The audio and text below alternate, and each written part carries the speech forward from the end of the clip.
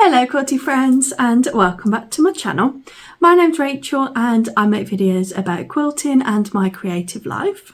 Today's video is part 2 where I'll be showing you the hand quilting of my sister's quilt that I made last week. Anywhere that you can find me on the web is listed down in the description box below, including staying up to date daily with what I make on Instagram and TikTok, exclusive content over on my Patreon page. So I've been hand quilting this for a couple of days now.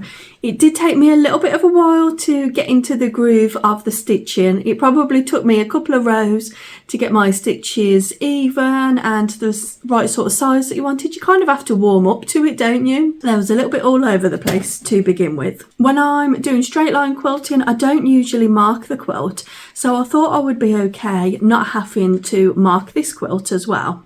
However, on those first little bits that I was doing, it was a bit bowed in the middle, so I was like, right, no, I am going to have to mark it. But thankfully, I managed to use a Hera marker and just a ruler just to mark the straight lines. And I realised it's because when I usually do straight lines, it's, you know, around the seams, just a 1/4 inch away from the seam, so you've got the seam to follow. But the way that I'm doing this, I'm quilting diagonally through the squares. There's nothing to follow, so you do go a little bit off track. So if you didn't manage to catch last week's video, I'll leave the link to that in the description box below. But this is essentially going to be a Christmas quilt for my sister, so I am on a little bit of a time pinch. And as always, I thought I'd bring you along for the journey. So you can just see all of the wonderful quilting that I've done there. I've so far done about half of the quilt in the one direction, so I'm about a 1/4 of the way through the quilting, and then I'm going to come back through and do the crosshatch quilting. I did actually decide to use wool wadding for this quilt, and it's the first time that I'm actually using wool wadding. Never used it before. I've been watching some videos on doing traditional hand quilting, you know, when they do the tiny stitches, which I absolutely adore. I can't do that. I think it's probably to do with the fact that I don't quilt in the hoop, but some people said that your stitches show really nicely with wool wadding, so I thought I would give that a try as opposed to my normal 100% cotton. And also my sister loves the properties of wool. She loves how it's warm in the winter, cool in the summer, so I thought this would be great if the quilt is going to go on the bed. It would be a nice all seasons type of thing. And so far I have definitely noticed that the stitches pop a little bit more, but it is also my first time quilting a large project with pearl 8 thread. When I want the effect of pearl 8 thread, I usually just use 2 or 3 strands of DMC embroidery floss because I have a large stash of that. But my local craft shop have just started stocking the pearl 8 thread, so I thought, you know what, I'm going to use that and give it a go, and I do really like it. I am using the colour Ecru, and these ones are by DMC. In my mind, I did know that I wanted to use the creamy colour, but I thought I would pick up a white thread just to check that I didn't want to quilt it with white thread. And the white was just a little bit of a too much stark contrast. So I decided against that and just stuck with my gut and went with the Ecru colour, which is a really nice colour. I've probably used about half of this. I have got another one upstairs, but I don't know if I'll pick up a third one just to be sure. There's actually quite a lot left. You can see the spool just inside there, and it does look as though there is quite a good amount left. So perhaps 2 will be enough, I'm not sure. Maybe I'll just pick up a third to be on the safe side. Just going back to the wadding for a moment, I'll leave a link in the description box to the wadding that I purchased. I was surprised, but also not surprised to see that there was some organic matter embedded in the wadding. Like there's just some twigs or dead little bits of things that I guess work their way into a sheep's coat anyway, doesn't it? So it doesn't bother me. I don't expect it to be 100% bleached and perfect. And it does have a little bit of an organic smell, but more like a wool smell, not like a doo-doo smell. So that's just something to bear in mind if you wouldn't be comfortable with that. I would say the main thing for me though is the little bits of leaves and things, but I don't think it will affect the quilt at all. Now the backing, I absolutely love the backing. Quick peek of the backing. Again, I'll leave the link to where I purchased this backing. It was an extra wide backing, so that is really handy. I do really like that on quilts. You don't have to do all that maths and cutting it, and I just thought it was brilliant, especially when it's a directional print. I don't usually like having to do that slicing and dicing. So this is just brilliant. This is definitely my sister's type of vibes, along with the whole quilt. She's going to absolutely love it. So thank you so much if you left a really nice comment on last week's video. I do really appreciate that. So if you subscribe to my Patreon page, you'll know already that I'm on a bit of a time crunch for quilts this year.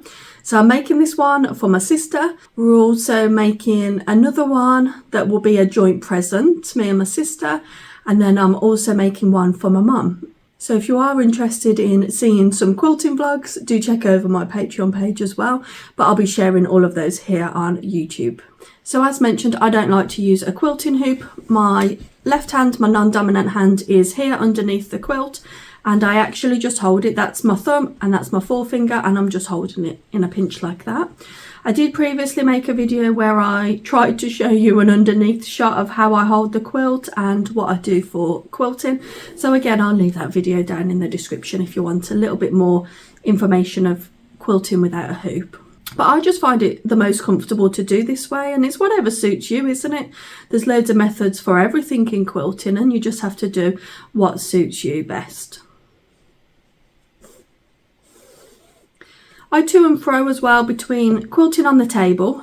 This way is nice, it supports my arms and I'm not having to hold the weight of the quilt. But I must admit, I do like sitting on the sofa underneath the quilt and just watching a film on Netflix or something. It just feels really nice and cosy to do it that way. So I dare say over the evenings of this week, I'll be doing that quite a lot so that I can get this quilt sorted and quilted.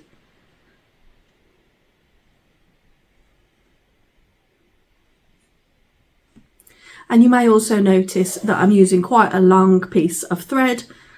I generally use twice an arm's span of thread. Just because burying the knot is my least favourite part of hand quilting. So the less I can do that, the better for me, because I just don't like it. It's just a part of the process that I don't enjoy, and it doesn't bother me using a long piece of thread. I actually haven't had much knotting with this, the pearl thread. And when I'm not using the pearl 8 thread, I like to use the Gutterman hand quilting thread as well. And that doesn't knot either because that's got a really nice waxy finish. That is more of a thinner thread. So I find that that just blends in completely with the background. But I don't know if it's as thin as what you use for like the traditional hand quilting where you do the tiny stitches. I'm not sure. I've tried to attempt that a few times. I would love to master that and do a whole cloth quilt or something. That would just be amazing.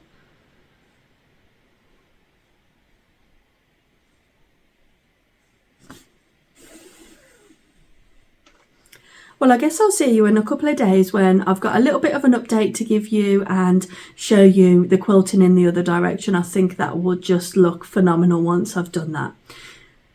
If you've been on my page before, you will have heard me say that maybe when I quilt on the machine that I always want to do cross hatch. So I start in the one direction and sometimes I just give up and I just leave it as diagonal quilting. But I can't do that on this quilt because this quilt really does scream out that it needs the whole cross hatch, not just diagonal. Although I don't think my sister would notice, she would like it either way. But with the cross hatch quilting, it's gonna really pop. Lots of people in the last video were saying how effective, just simple patchwork is, and it's true. It really is striking, isn't it? It's got a really nice homely feel to it as well, just doing a simple 9-patch quilt. It has inspired me to cut up the rest of my stash into 2.5-inch strips. So I think I might, once things have calmed down, maybe as a leaders and enders project, I might do myself a pink and a white quilt. Rather than a red and a white, I might do a pink and a white for myself and just have that as a leaders and enders project. There's close to 900 squares in this quilt. I just did an approximate calculation. I did height times width, and got to an approximate number of 900, which is just amazing, isn't it? And to not have to piece all of those 900 squares together. That's just a really good way of doing it. A good time saver. There was one mistake in the quilt that I didn't show you in the last video. I totally forgot, so let me show you. And I decided to just leave it in. So this fabric here is actually that fabric, but when I did this strip, I accidentally joined it inside out. But I like how it looks like a completely different fabric, and that's why I left it in, because I knew I needed a good variation. There's another one of it there. I knew I needed a good variation of colours throughout the quilt, so I just thought, you know what, it looks quite nice inside out. And it'll be a nice talking point as well.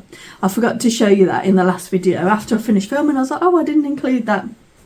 I will just mention as well, I'm using a leather thimble. This one is by Clover. It does wear out, you know, the leather does wear thin, but sometimes I use, well, for my piecing, I use this leather thimble that I purchased off Amazon. They're actually twice as long, so I just cut it off with a pair of scissors, and these are really good. I'll leave the link to those in the description as well, in case you wanted to check them out.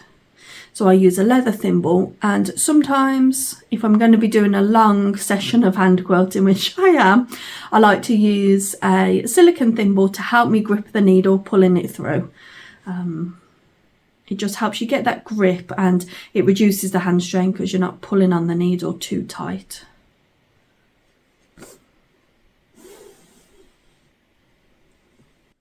I should also mention that I wasn't able to find a suitable needle in my stash for the perlate thread. As you can see, I like to quilt with a slightly longer needle and thicker than what I would usually use for my piecing, so that the needle doesn't bend or snap. But I couldn't find one in my stash with a large enough eye, so it was a little bit of a struggle getting the needle threaded. So if anyone has any recommendations for needles that go well with perlate thread, please leave them in the comments. I'm sure other people will also be interested in that.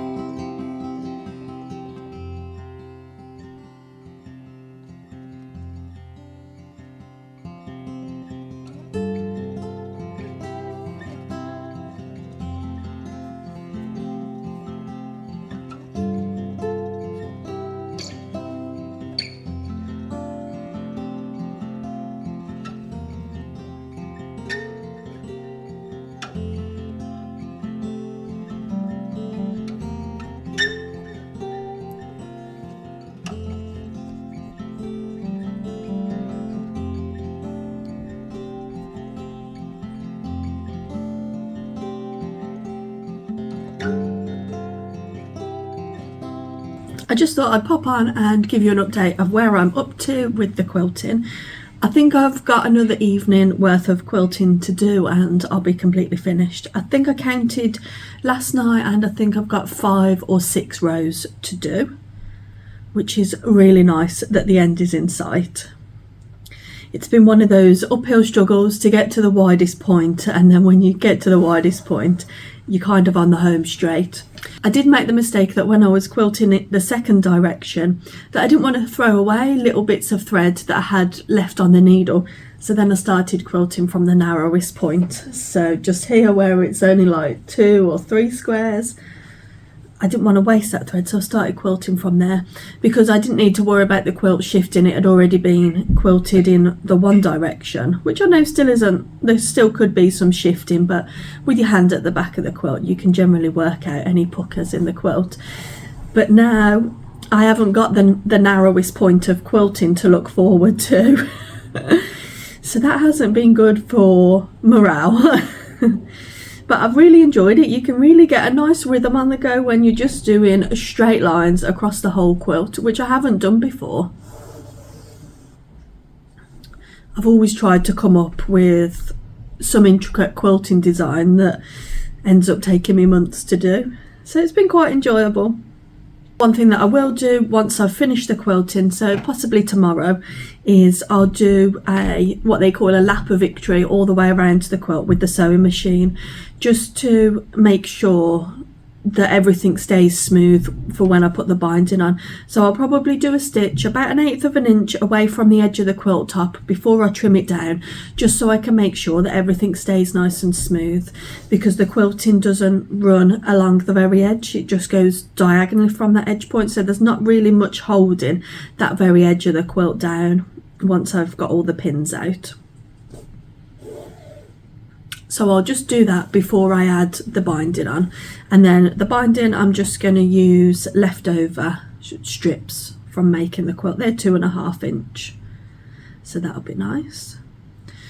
I do usually like a 3-inch binding, and I was contemplating not using those leftover strips, and I pulled out the box last night because I've still got a lot of meterage that I could cut binding from, that's fine, but I pulled out the box last night and I was like, there is an awful lot there that is a good size to use for binding, and it would be a waste not to use it, so I will use that as the binding, and then the meterage I can just put back into my stash.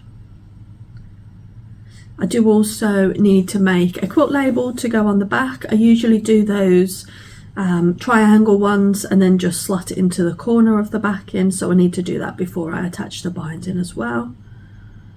I have been watching quite a few films and some series on Netflix. It is just the perfect winter activity. You can be nice and cosy on the sofa underneath the quilt.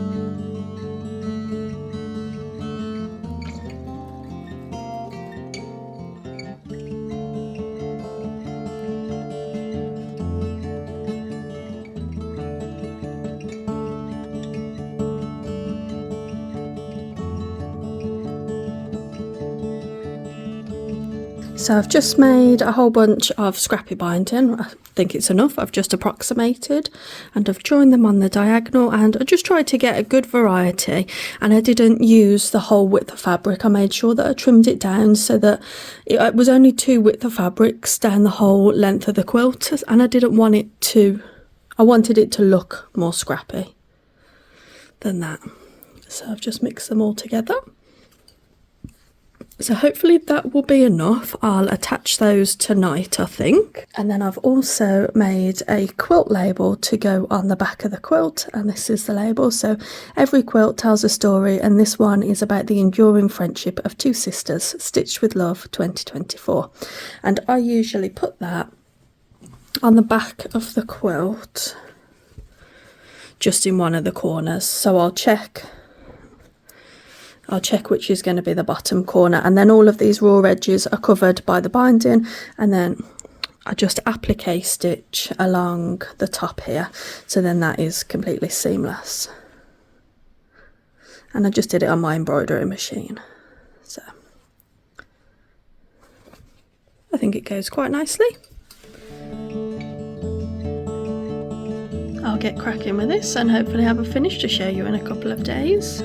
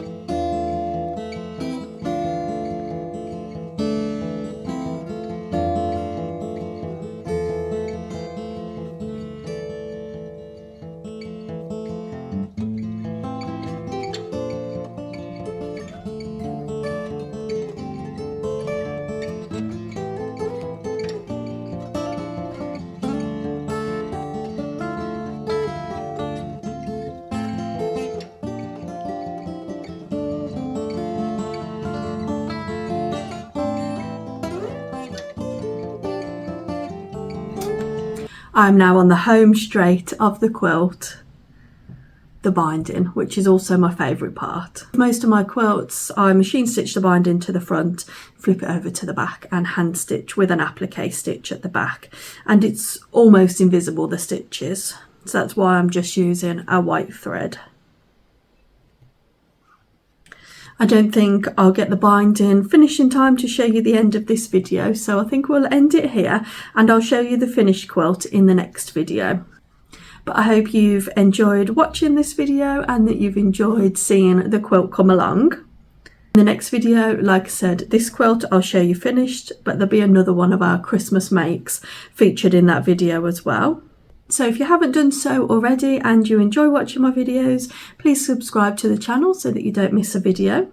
And I hope that you've had some wonderful stitchy time recently, and if you're in America, you've had a nice Thanksgiving. So until the next video, you take care and happy stitching. Bye.